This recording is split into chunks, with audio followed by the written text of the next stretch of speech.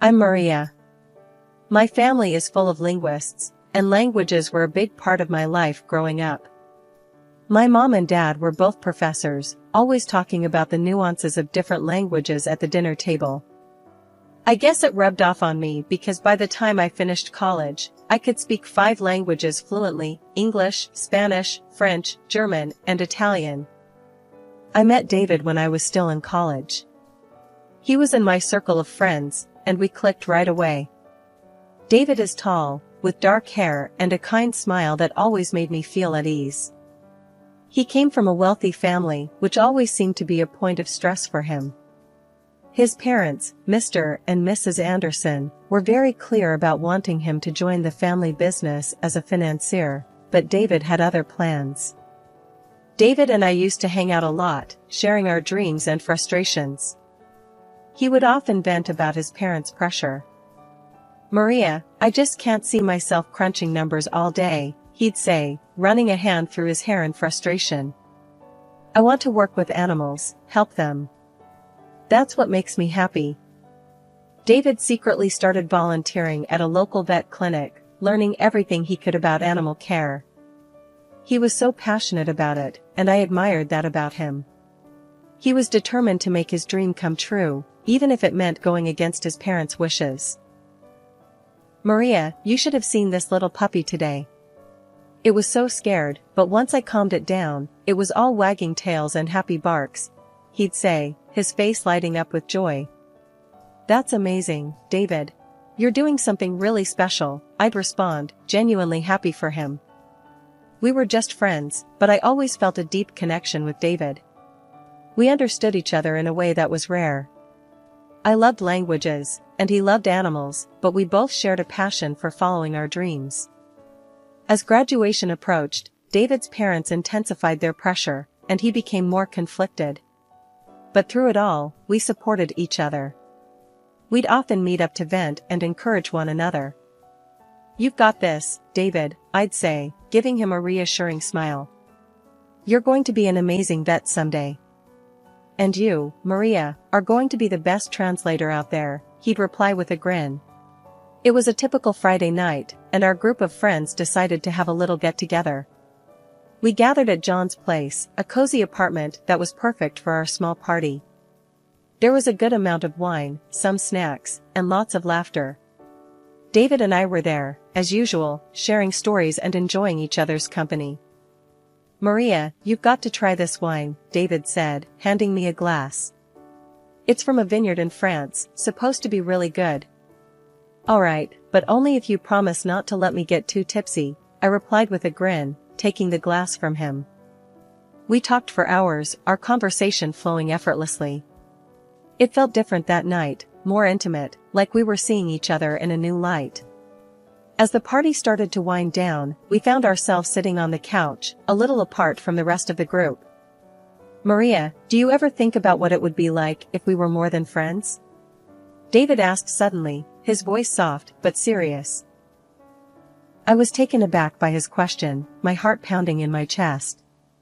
I've thought about it, David," I admitted, my voice barely above a whisper.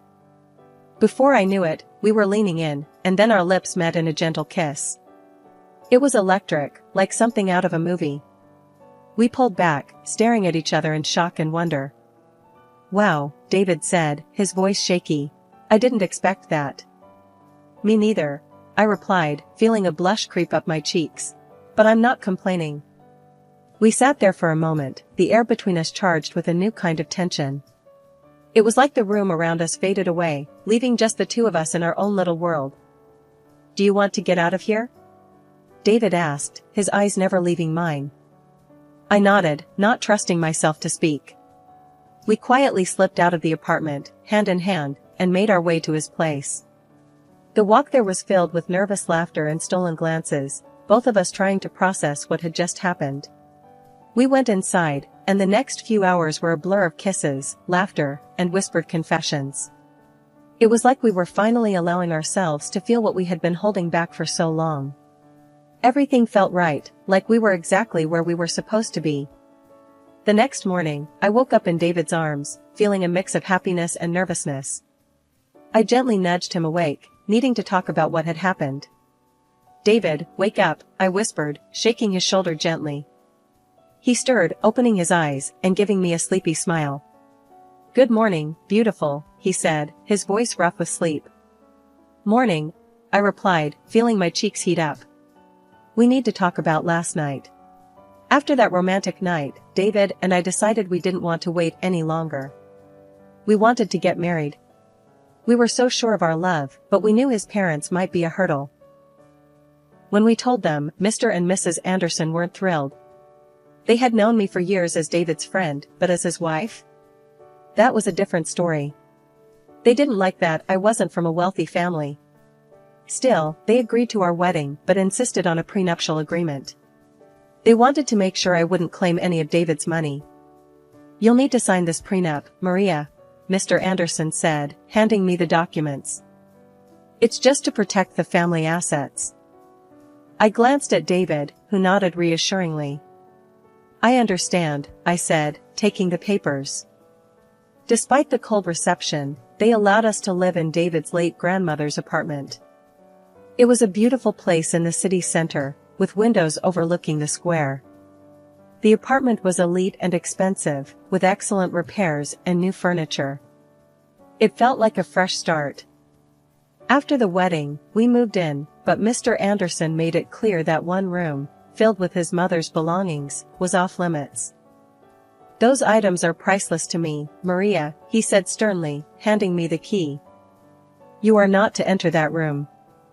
I nodded, understanding the gravity of his words. "I won't, Mr. Anderson. I promise." With that, David and I began our new life together, ready to face whatever challenges came our way. Living with David was like a dream at first. We were so happy in our new place, but soon enough, that bliss got a serious jolt thanks to his sister, Laura. Laura started dropping by unannounced, making herself right at home. One Saturday morning, just as I was getting ready to enjoy a peaceful breakfast, she showed up. "Hey Maria," Laura said, strolling into the kitchen without even knocking. "What's for breakfast?" I forced a smile, trying to keep my annoyance in check. "Good morning, Laura. I was just about to make some eggs." "Make enough for me too, will you?" she said, plopping down at the table and scrolling through her phone like she owned the place. I took a deep breath and started cooking, reminding myself to stay calm. David walked in, looking a bit surprised to see his sister. "Laura, didn't know you were coming over," he said, raising an eyebrow. "Yeah, thought I'd surprise you guys," she said with a smirk. "This place is amazing. I could get used to hanging out here more often." As days went by, Laura's visits became more frequent and more invasive. She'd stay over without asking, and every morning it was the same thing. She'd demand breakfast, criticize my cooking, and make snide comments about me living in her grandmother's apartment. "Maria, you should really learn how to cook better," she said one morning, pushing her plate away. "You're living here on borrowed time, you know." That was the last straw. I clenched my fists and looked her straight in the eye. "Laura, you can't just come here and disrespect me in my own home." She scoffed, rolling her eyes. "Your home? This is my family's apartment, Maria. You're just here because my parents are too nice to kick you out." David had enough. He walked over and stood next to me, glaring at Laura. "Laura, you need to show Maria some respect. She's my wife, and this is her home too." Laura's face twisted in anger. "Of course you'd take her side. Mom and Dad always loved you more, gave you everything, and now you're letting her take what's left." "Enough, Laura." David's voice was firm. "If you can't respect Maria, then don't come here anymore." Laura stormed out, slamming the door behind her. I let out a sigh of relief, feeling a mix of anger and sadness. David hugged me, whispering, "We'll get through this, I promise." The next day, my phone rang, and it was my mother-in-law. She didn't even bother with pleasantries. "Maria, I've heard terrible things about how you're keeping the apartment," she snapped. "Laura says it's a mess, and you're not being a good hostess." I was stunned. Mrs. Anderson, that's not true. I've been doing my best to keep the place clean and welcoming. Clearly, your best isn't good enough, she retorted. We're very disappointed with David's choice to marry you. We think you should consider leaving. When I told David about the conversation, he was furious. They have no right to talk to you like that, Maria. We'll figure something out. Days turned into weeks, and the tension with David's family kept building. Laura continued her visits, though less frequent after David's outburst. She still managed to make every interaction a challenge. As the days passed, I focused on keeping our home a sanctuary, a place where David and I could escape from the outside world and his family's constant scrutiny. We knew we had to stick together and stay strong, no matter what challenges came our way. David worked for his father's company, but I was having a hard time finding a job as a translator. I went for interviews, but the jobs offered were way below my skills and pay expectations. One evening, I was home alone, feeling a bit down about another unsuccessful interview. I was just about to get comfortable when I heard the door unlock. I wasn't expecting anyone, so my heart jumped into my throat.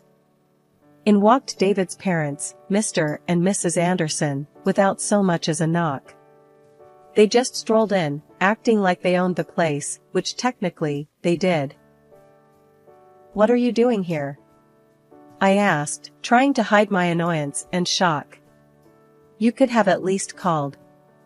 Mrs. Anderson looked around, her face twisted in disdain. "We don't need to call, before coming into our own apartment." "What if I was naked?" I shot back. "You can't just barge in like this." Mr. Anderson ignored me, looking around with a critical eye. "We've decided to install surveillance cameras, to make sure you're keeping it in order." I couldn't believe what I was hearing. "Cameras? You're kidding, right? This is our home, not a prison." Just then, David came home, looking tired but quickly realizing something was wrong. "What's going on?" he asked, glancing between me and his parents. "We're installing cameras," his father declared. "To keep an eye on how things are being maintained here." David's face turned red with anger. "This is ridiculous. You can't do that." "Yes, we can," Mr. Anderson snapped. "You owe everything to us. You should be grateful and keep quiet." Mrs. Anderson turned to me, her eyes cold. "You're a gold digger, Maria. You don't even have a job. You're just living off my son's money." That was the final straw. I looked straight at David and said, "I can't do this anymore. I want a divorce.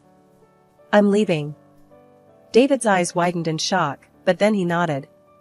"If you leave, I'm going with you," he said, his voice steady. Mr. Anderson's face turned even redder. "If you walk out, you're cut off. No inheritance, no support." Mrs. Anderson added, "We'll move Laura in here for better control."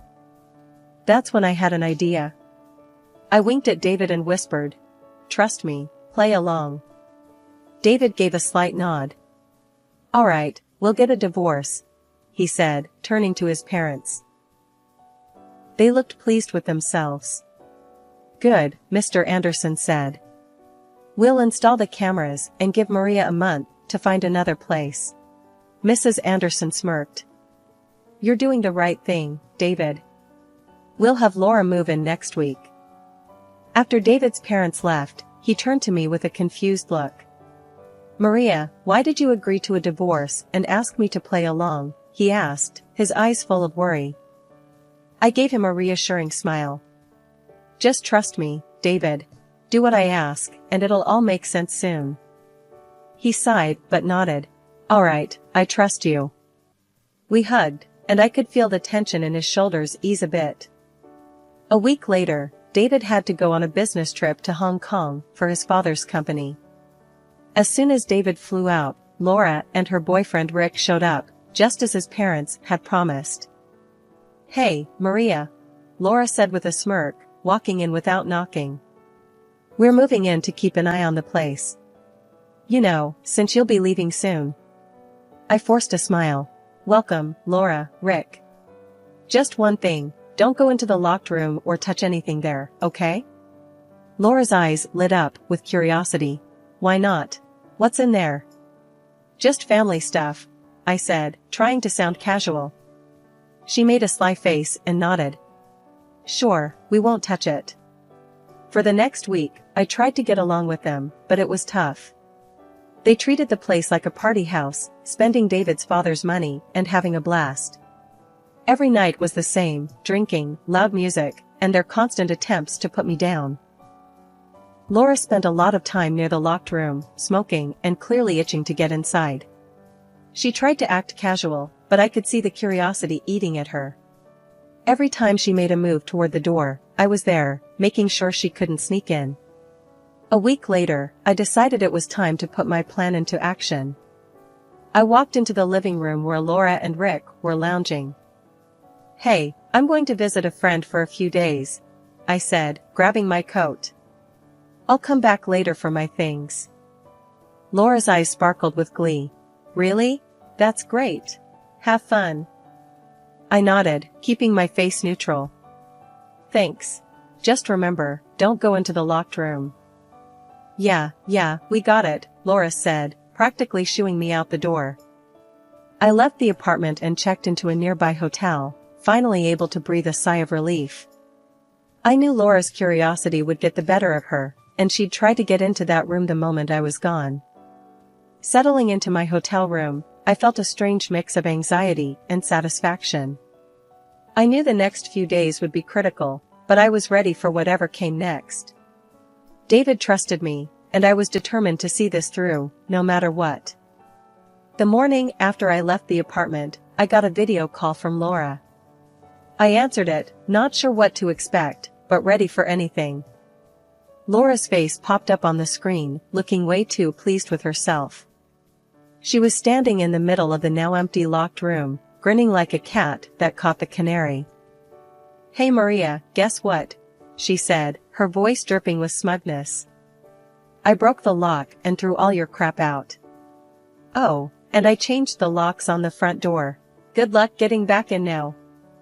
I couldn't help it, I burst out laughing. Laura's smug expression faltered, confusion replacing her glee. What's so damn funny? She snapped. I wiped a tear from my eye, still chuckling. Laura, you clueless fool. I took all my stuff with me. That room wasn't mine. It was packed with your dad's things. He specifically told me not to touch any of it. Her face turned ghostly white. What? No, you're lying. Nope, I said, smirking. Those were your dad's precious belongings. He made it clear they were off limits. Laura's eyes widened in horror. She turned to Rick, who was lounging in the background. Rick, you moron. We've got to get those things back from the trash, now. Rick jumped up, looking panicked. What do you mean? We tossed everything last night. It's probably all gone by now. I watched the chaos unfold, feeling a deep sense of satisfaction. Laura, maybe start thinking about what your dad will do when he finds out you trashed his stuff. Laura's face crumpled, and she began to cry, her shoulders shaking with sobs. This can't be happening. We're so screwed. I couldn't hide my satisfaction as I watched her meltdown. Well, Laura, maybe next time you'll listen to people when they warn you. With that, I ended the video call, feeling a wave of relief and triumph. Finally, karma had caught up with Laura, and it was a sight to see. I leaned back in my hotel chair, savoring the moment. It felt good to see her get a taste of her own medicine. After David got back from his business trip, he came straight to my hotel. We decided to head back to the apartment together, hoping to finally sort out the mess Laura had caused. As we arrived at the apartment, we were greeted by flashing lights and police officers. We walked up to find Laura, looking disheveled and panicked, talking to the police. Rick stood next to her, looking just as freaked out. Laura was waving her arms, trying to explain something. It was a break-in, she was saying, her voice shaky. All the valuable stuff from the locked room was stolen. Just then, Mr. Anderson pulled up, his face a mask of fury and concern. He stormed over to the police, demanding to know what was going on. "What's all this about a robbery?" he barked. One of the officers turned to him. "Sir, the young lady here claims the apartment was broken into and items were stolen from a locked room." Mr. Anderson's eyes narrowed. "We need to check the surveillance footage. There are cameras installed in the apartment." Laura and Rick turned pale at the mention of cameras. They exchanged panicked glances, clearly realizing the trap they had walked into. The officer nodded. "All right, let's take a look at that footage." We all went up to the apartment, and Mr. Anderson quickly accessed the camera system. As the footage played, it showed Laura and Rick breaking into the locked room and throwing out all the items. A heavy silence fell over the room as everyone watched the damning evidence. Laura's face was a picture of horror, and Rick looked like he was about to faint. Mr. Anderson's face turned a dangerous shade of red. "Laura, what the hell have you done?" he roared. Laura started to cry, her voice shaking. "Dad, I'm sorry. I thought these were Maria's things. We didn't know what else to do. You lied to the police. You tried to stage a robbery to cover up your stupidity." Mr. Anderson exploded. "I can't believe this." The police officer cleared his throat, looking stern. "Ma'am, you've made a false report. That's a serious offense." Mr. Anderson shook his head, his voice trembling with rage. "Because of your actions and this deceit, I renounce you, Laura. You're disinherited. You are no longer my daughter." Laura collapsed to the floor, sobbing uncontrollably. "Dad, no. Please don't do this." The officer nodded to his partner, and they started filling out a report. "We'll need to take you both in for questioning about this false report." Rick's face went white. David squeezed my hand, his face a mix of anger and relief. "I can't believe she tried to pull this off." As the police escorted Laura and Rick out of the apartment, I felt a weight lift off my shoulders. It had been a long, hard road, but we had finally come out on the other side, stronger and more united than ever. David's father did exactly what he said he would. He cut Laura off completely. No more money, no future inheritance. Her boyfriend ditched her too, seeing as he was only in it for the cash. Now Laura stuck in a tiny, run-down apartment, scraping by on her own. It's a tough break, but she had it coming. Meanwhile, David and I decided it was best to cut ties with his controlling parents, at least for a while. David quit his father's company and finally opened his own veterinary clinic, something he's always dreamed of. I'm so proud of him. And as for me, I landed a great job as a translator for a big international company. We're both working hard, but it's worth it for the freedom we have now. We're still in a rented apartment, but it feels like home because it's ours. No more constant surveillance or judgmental eyes watching our every move. We're making plans for the future, like buying our own house and starting a family. It's exciting to think about what's ahead. One morning, over breakfast, David and I were talking about our plans. "Maria, have you thought about where you'd like to buy a house?" he asked, sipping his coffee. I nodded. "Yeah, somewhere quiet, but not too far from the city. What about you?" "I'm thinking the same," he said, grinning. "A place with a big yard for the dogs." I laughed. "Of course, you'd want space for the dogs." "That's fine by me. And what about kids? Are we still thinking a couple of years down the line?" David looked thoughtful. "Yeah, I think that's a good plan. Let's get settled first, make sure the clinic is running smoothly, and then we can start thinking about kids." I reached across the table and squeezed his hand. "Sounds perfect. We've got time, and we're building a good life together." Later that day, we visited his new clinic. It was a cozy place, already bustling with clients and their pets. I watched David in his element, caring for animals and talking to their owners. He looked so happy and fulfilled. One weekend, we decided to visit some open houses, just to get a feel for what was out there. We found a few places we liked, and it was exciting to imagine our future home. "Maria, can you picture it?" David asked as we stood in the backyard of a charming house. Kids playing here, maybe a dog running around? I smiled, feeling a warm glow inside. Yeah, I can. It feels right, doesn't it? Absolutely, he said, putting an arm around me. We're building something real, something lasting. As we left the house, I felt a sense of contentment and anticipation. We were on the right path, and the future looked bright.